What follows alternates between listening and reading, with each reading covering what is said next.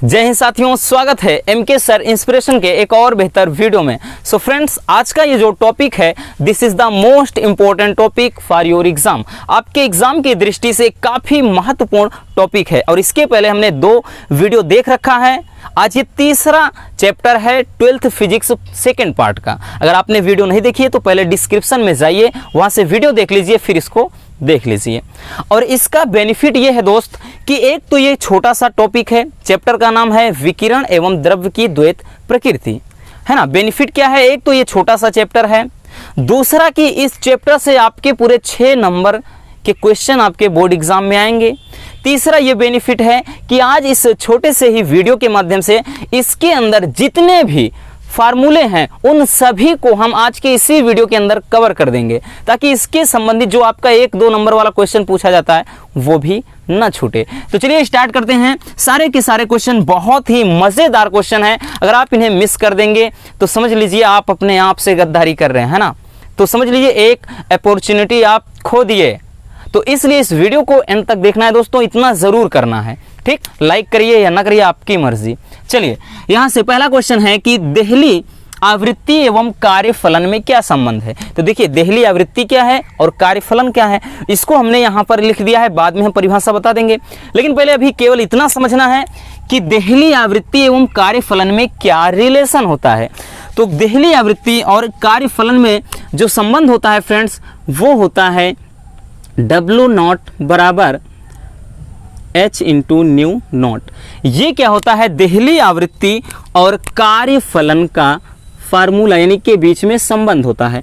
जहां पर ध्यान देना, जहां पर आपका ये जो W0 और उसके बाद न्यू नॉट, ये क्या है W0 की अगर हम बात करें दोस्तों तो ये हो जाता है आपका, इसे बोलते हैं कार्यफलन। क्या होता है, कार्यफलन। और उसके बाद न्यू नॉट क्या है, इसको बोलते हैं देहली आवृत्ति बोलते हैं। क्या बोलते हैं दोस्तों, देहली आवृत्ति बोलते हैं। दूसरा क्वेश्चन है कि संवेग तथा दे ब्रोगली तरंग दैर्ध्य में संबंध लिखिए। तो संवेग तथा, देखिए संवेग तथा दे ब्रोगली तरंग दैर्ध्य, तो इसके लिए फार्मूला होता है कि लेम्डा बराबर H/P। ये क्या होता है, संवेग तथा किसके लिए, दे ब्रोगली तरंग दैर्ध्य, ठीक ना। देहली तरंग दैर्ध्य होता तो यहाँ पे नोट करके लिखा होता, तो दे ब्रोगली तरंग दैर्ध्य इसको लेम्डा से लिखते हैं। या फिर इसी को कह रहा कि, या हम इसी को ऐसे भी लिख सकते हैं इस फॉर्म में। कैसे लिख सकते हैं दोस्तों, ये आपको पता है कि भाई हम P बराबर H/λ लिख सकते हैं, है ना। इसमें भी कोई दिक्कत नहीं होनी चाहिए, इसको हम इस फॉर्म में भी लिख सकते हैं। और जहाँ पर दोस्तों P क्या है मेरे दोस्त, और उसके बाद लिम्डा क्या है, ठीक। तो P क्या है, तो P होता है संवेग, और उसके बाद ये लेम्डा क्या है, तो लेम्डा क्या है दोस्तों, ये दिया गया है दे ब्रोगली तरंग दैर्ध्य, है ना। और उसके बाद यहाँ से आपके माइंड में आएगा कि एक चीज़ तो और है इसमें एक चीज़ और है कि भाई साहब इसको हम लेम्डा को क्या बोलेंगे। तो देखिए लेम्डा को बोलते हैं, सॉरी लेम्डा तो लिख दिया है ना, अब बचा क्या है, बचा है यहाँ पर केवल और केवल H, ठीक। H क्या है, इसको बोलते हैं प्लांक नियतांक। कई बार इसको हम बता चुके हैं, इसको बोलते हैं प्लांक नियतांक। क्या है दोस्तों, प्लांक नियतांक है। समझ में आ गया। अगर संवेग तथा दे ब्रोगली तरंग दैर्ध्य में संबंध पूछे तो लेम्डा बराबर H/P या फिर P बराबर H/λ लिख दीजिए। अब बाकी देहली आवृत्ति, न्यू क्या है, न्यू नॉट देहली आवृत्ति है, और यहाँ से W0 इसको पढ़ा जाता है तो ये कार्यफलन है, और H क्या है, तो H प्लांक नियतांक है। देखिए सबसे ज़्यादा इसमें संबंध ही पूछेगा फ्रेंड्स, और उसके बाद इन्हीं पर आपका जो क्या है न्यूमेरिकल आएगा। भाई साहब आपको क्या है, ये मान दिया रहेगा, अगर आपको फार्मूला पता है तो आप डेफिनेटली इसको कर पाओगे, और इसमें का न्यूमेरिकल ज़रूर आता है, और साथ ही साथ इसमें डेफिनेशन जो 1 नंबर वाली है वो ज़रूर पूछा जाएगा, ठीक है ना। तो आज समझ लीजिए इसी वीडियो से आपके 4 नंबर तो इसी से तैयार हो जाएंगे, ठीक। यहाँ से चलिए अगला देखते हैं। कह रहा है कि m द्रव्यमान का जो कण है v वेग से गतिमान है तो कण के दे ब्रॉगली तरंग दैर्ध्य का, देखिए तरंग दैर्ध्य के कई फार्मूला हैं, यानी कई रूपों में तरंग दैर्ध्य होता है। तो इसके लिए फ्रेंड्स हो जाता है कि लेमडा बराबर, अभी देखिए h अपान क्या बताया हमने, h अपान p, तो p बराबर भी आपको पता होगा कि p बराबर, ध्यान दीजिए दोस्तों, p बराबर m इंटू v एक फार्मूला होता है, तो p के स्थान पे हम m इंटू v भी लिख सकते हैं। तो यहाँ से एक नया फार्मूला आपका तैयार हो गया, किसके पदों में, जब बोलेगा कि m द्रव्यमान का कोई कण v वेग से गतिमान है तो कण के दे ब्रॉगली तरंग दैर्ध्य का सूत्र लिखिए। अब यहाँ पे देखिए, यहाँ पे m क्या है और उसके बाद v क्या है, ठीक। तो m क्या है भाई साहब, m क्या है, कण का द्रव्यमान है, ठीक, और उसके बाद v क्या है, कण का वेग है, कण का वेग है। बात समझ में आई। तो ये हो गया लेमडा बराबर h अपान m इंटू वी, और इस पे न्यूमेरिकल भी आएगा तो m का मान दिया रहेगा, v का मान दिया रहेगा, लेमडा आपको निकालना होगा क्योंकि h क्या है, प्लांक नियतांक है, और h का वैल्यू कितना होता है आप सभी को पता होगा। इसके पहले भी हमने मेंशन किया है दोस्तों कि जो h का वैल्यू होता है वो कितना होता है, कोई बताएगा कितना होता है, कमेंट बॉक्स में जाकर ज़रूर बताइएगा। नहीं पता, चलिए अगर नहीं पता है तो हम लिख देते हैं, जो h का मान होता है 6.6 इंटू 10 की पावर -34 जूल सेकेंड, यानी 6.6 गुणे 10 के घात -34 जूल सेकेंड होता है, ठीक। नेक्स्ट क्वेश्चन ध्यान से समझिए, कह रहा दे ब्रॉगली तरंग दैर्ध्य का सूत्र गतिज ऊर्जा के पदों में लिखिए। देखिए आ गया ना एक और यहाँ से वायरल प्रश्न आ गया है ना, क्योंकि यहाँ पर भी लेमडा, यहाँ पर भी लेमडा, तो यहाँ पर भी लेमडा। इसमें कह रहा है दोस्तों कि लेमडा बराबर दे ब्रॉगली तरंग दैर्ध्य, देखिए बार बार इसमें इसी पर ज़्यादा रिपीट होगा, क्वेश्चन भी इसी पर आएगा, और जो भी आपका ऑब्जेक्टिव क्वेश्चन बनता है ज़्यादातर दे ब्रॉगली तरंग दैर्ध्य पर ही बनेगा। तो यहाँ से लेमडा बराबर h तो वही रहेगा जनाब, और p बराबर एक और फार्मूला होता है और वो होता है √2mk। तो यहाँ से फ्रेंड्स आपका ये फार्मूला एक और तैयार हो गया कि लेमडा बराबर h अपान रूट में 2mk। अब जनाब यहाँ से m क्या है और k क्या है आपको बताना है। m क्या है तो अभी तो हमने बता ही दिया, इसके पहले भी। m क्या होता है फ्रेंड्स, कण का द्रव्यमान, कण का द्रव्यमान हो गया दोस्तों। और उसके बाद k क्या है, काइनेटिक एनर्जी, बोले तो गतिज ऊर्जा, है ना। क्या है मेरे प्यारे रसगुल्लों, गतिज ऊर्जा है। तो यहाँ से एक फार्मूला ये भी, और ये भी काफ़ी इंपॉर्टेंट फार्मूला है, इसमें भी आपका न्यूमेरिकल पूछा जाता है। नेक्स्ट क्वेश्चन है कि फोटान क्या है, और फोटान की ऊर्जा का सूत्र लिखिए। देखिए फोटान होता क्या है कि फोटान, जैसे मान लेते हैं, इसको समझ लेते हैं दोस्तों, जैसे कोई धातु का, मान लेते हैं कि धातु का कोई सतह है और यहाँ से सूर्य की किरणें इस धातु की सतह पर मान लेते हैं कि यहाँ पे गिर रही हैं, और गिरने के बाद इसमें से ये इलेक्ट्रॉनों का उत्सर्जन, ठीक है ना, ये प्रकाश इलेक्ट्रॉन का उत्सर्जन हो रहा है। तो समझिए पहले कि जब किसी धातु की सतह पर, ये धातु है और यहाँ से सनलाइट मान लेते हैं, सूर्य का प्रकाश इस पर पड़ रहा है, जब किसी धातु की सतह पर ऊर्जा का अवशोषण होता है या फिर ऊर्जा का उत्सर्जन होता है तो वो बंडलों के रूप में होता है।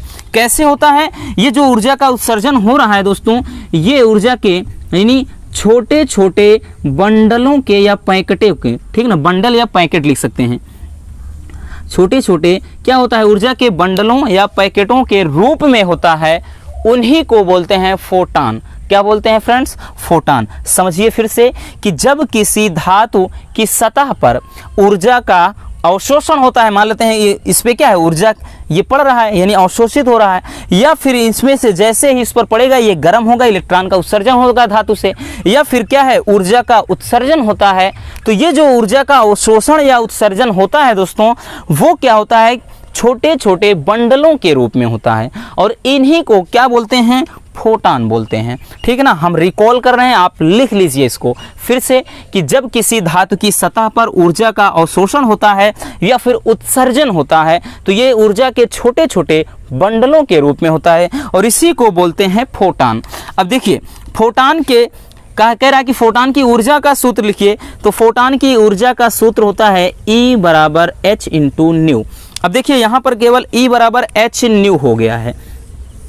E क्या है, फोटान की ऊर्जा। E क्या है दोस्तों, फोटान की ऊर्जा। h क्या है, प्लांक नियतांक। लेकिन यहाँ पर अब थोड़ा वही समझना है कि जो न्यू होता है इसको क्या बोलते हैं, फोटान की आवृत्ति। क्या बोलते हैं, देहली आवृत्ति नहीं है ये, फोटान की आवृत्ति।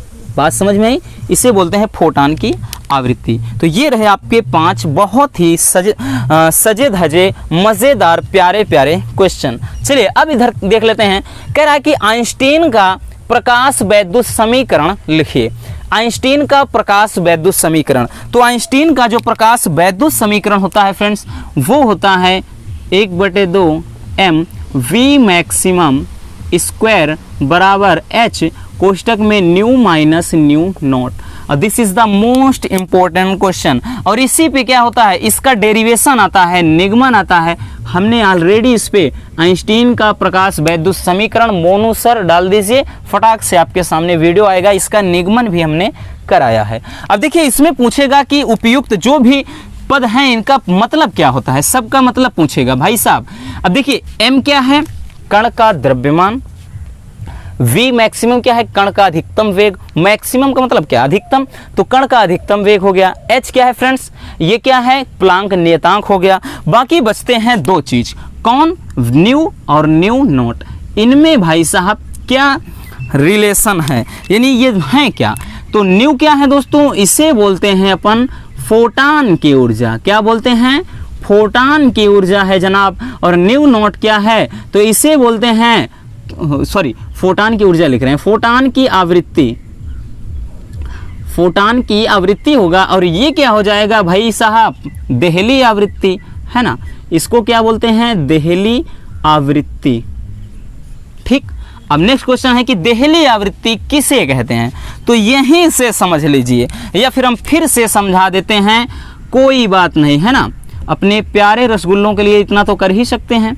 देखिए जैसे हमने क्या बताया, कोई धातु की सतह है और यहाँ पर हम मान लेते हैं कि धातु पर ये क्या है, इस पर धातु पर प्रकाश की किरणें आपतित हो रही हैं। उसके बाद यहाँ से मानते हैं जब यहाँ से इलेक्ट्रॉनों का उत्सर्जन हो रहा है, इलेक्ट्रॉन बाहर निकल रहे हैं।